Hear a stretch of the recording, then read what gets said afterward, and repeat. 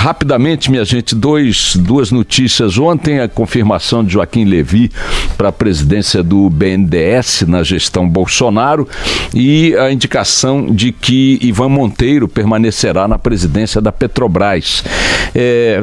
Para além da qualidade de cada um deles, enfim, são técnicos que têm seu nome reconhecido nas áreas em que atuam, economia, área de petróleo e tudo mais.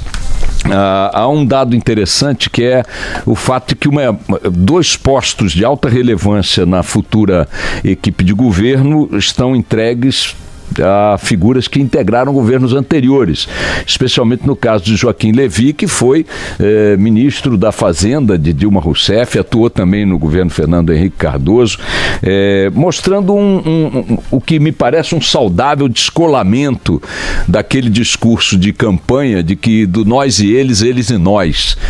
Acho importante que o Brasil, em qualquer situação, com qualquer governante, passe a olhar menos para essas excitações eleitorais e partidárias na hora de compor as figuras de Estado, né? O Joaquim Levy, dentro do conceito do discurso de campanha, jamais poderia figurar num cargo importante na administração Bolsonaro, porque afinal de contas integrou a equipe de Dilma. Tanto seria absurdo que, uma vez eleito presidente, o Haddad fizesse o mesmo tipo de colocação na hora de escolher um quadro técnico, porque eventualmente este quadro técnico tivesse participado do governo Fernando Henrique Cardoso ou da própria gestão de Temer. Também a escolha de Ivan Monteiro para permanecer, tudo está indicando que é essa a sinalização, permanecer na presidência da Petrobras, a maior empresa brasileira, a maior empresa pública do Brasil e tudo mais, é uma indicação bacana que despartidariza, desleitoraliza a composição das equipes do próximo governo. Feito este registro, deixa eu comentar com vocês rapidamente.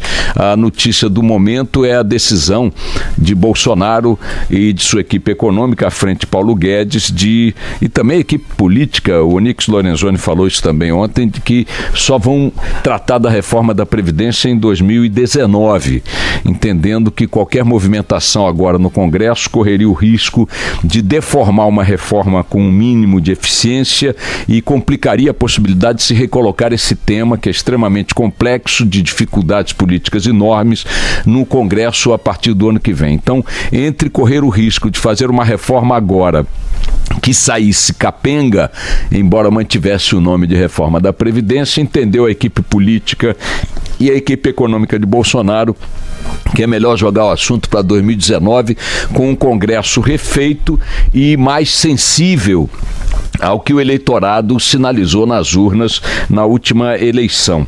O problema de adiar a reforma da Previdência é que a cada dia que passa os números da Previdência tornam-se mais dramáticos. Ontem saiu a notícia, aliás estou vendo hoje, do Gustavo Uribe e do Reinaldo Turolho Júnior na Folha de São Paulo, dizendo que o Supremo Tribunal Federal não vai fazer o cancelamento dos auxílios moradia dos magistrados enquanto Temer não sancionar o aumento salarial aprovado pelo Senado há poucos dias.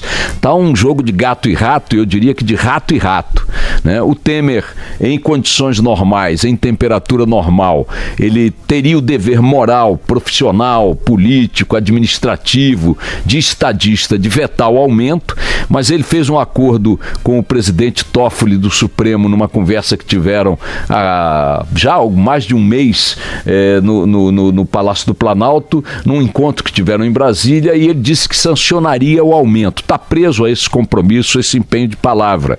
A contrapartida seria a redução, a eliminação do auxílio moradia indiscriminado para toda a classe jurídica. Ocorre que nem o Supremo quer dar este passo primeiro sem ter a garantia da sanção de Temer, nem Temer quer dar o passo de sancionar sem que o Supremo cancele esse benefício escandaloso.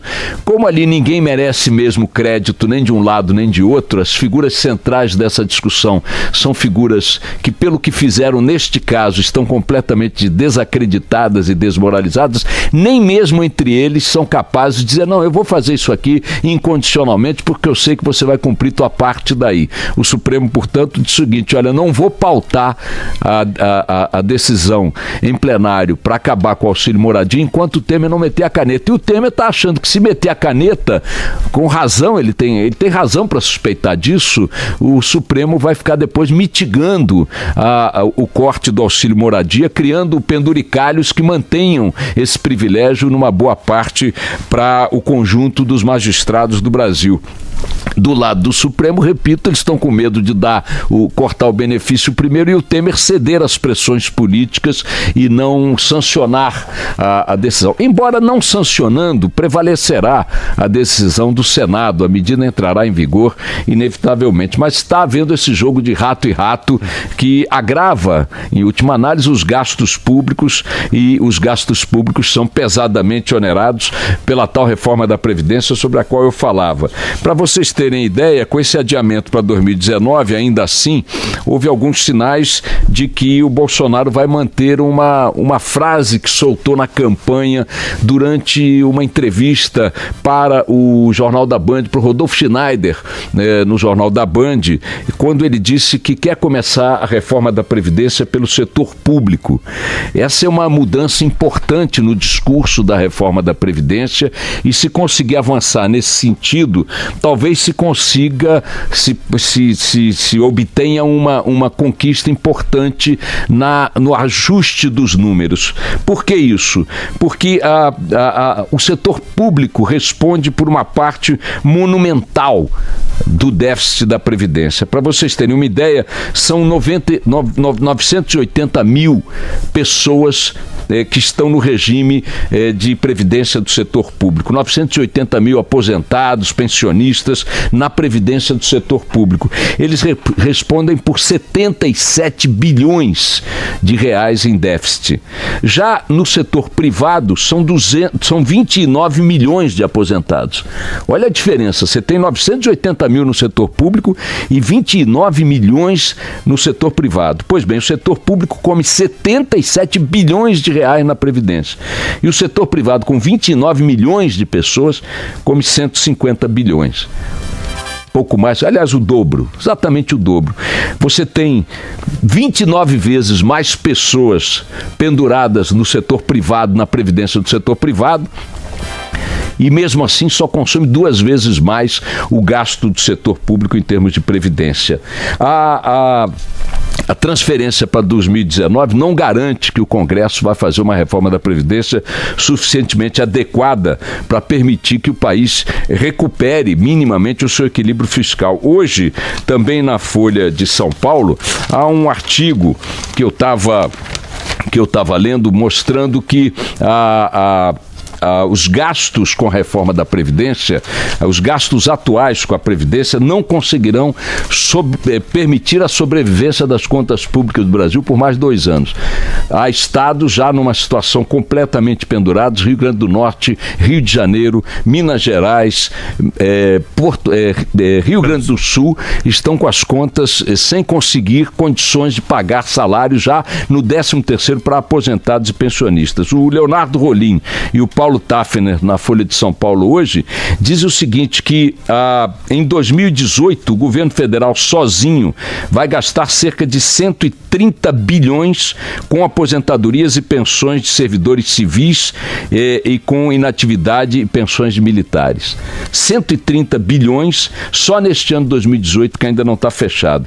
Estados e municípios vão gastar 206 bilhões com a previdência de seus servidores. Não há condições de manter a Previdência do jeito que está por mais um ano, é o consenso entre os economistas. Se Bolsonaro vai conseguir fazer essa reforma ou não, a gente não sabe mesmo. Vamos lá.